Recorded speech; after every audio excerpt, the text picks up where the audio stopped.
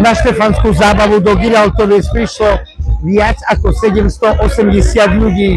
Štefanská zábava v Giraltovciach mala rekordy, tisícka hostí. Tvrdý alkohol tiekol prúdom a nechýbali ani známe tváre. Už od úvodu bolo v FK klube poriadne horúco. Krátko po otvorení sa počet hostí zastavil na čísle 780, no po polnoci sa sála zaplnila do posledného miesta a celková účasť sa vyšplhala na viac ako 1000 zabavujúcich sa hostí.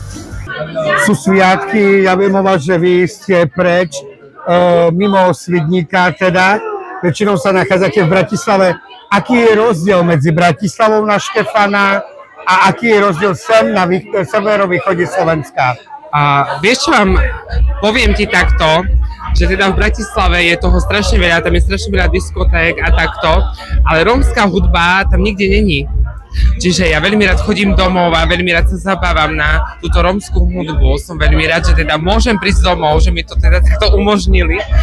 A teda, že môžem sa prísť zabávať s rodinou hlavne, pretože tam v Bratislave rodinu nemám, vieš. Čiže som veľmi rád, že teda táto rómska hudba funguje, je to tu, lebo v Bratislave to nenájdeš. Čiže to je také bohatstvo na tomto východe, že môžeme vlastne prísť a sa zabaviť na tak krásnu rómskú hudbu a s najlepšími ľuďmi, hlavne s rodinou. Čiže ja sa veľmi teším, že teda som tu, pretože je to oveľa iné, oveľa iné. Ak to povieš, že na východe nič nie je, tak presne toto tu je.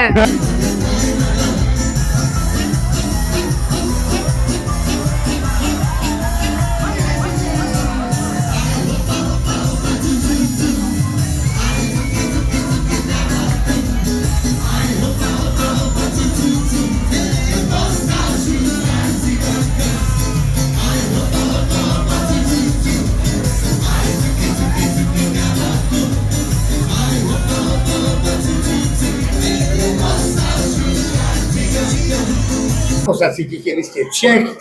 Cítím se dobře, protože tady mám v středu Slováka a nevím, moje přítelkyně a nevím. Je to tu super, určitě. V Česku to tady není takový, jako ve Slovensku. Cítíme se tu fakt dobře. Hlavnou hviezdou bol legendárny rómsky spevák Maťo Slovak Band, ktorý v FK v klube vytvoril neopakovateľnú show.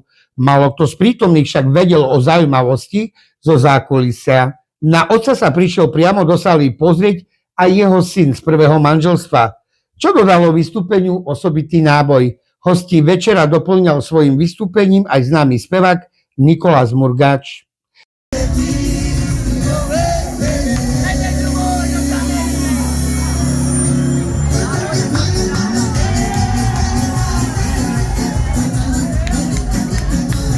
Čo máš ty nové?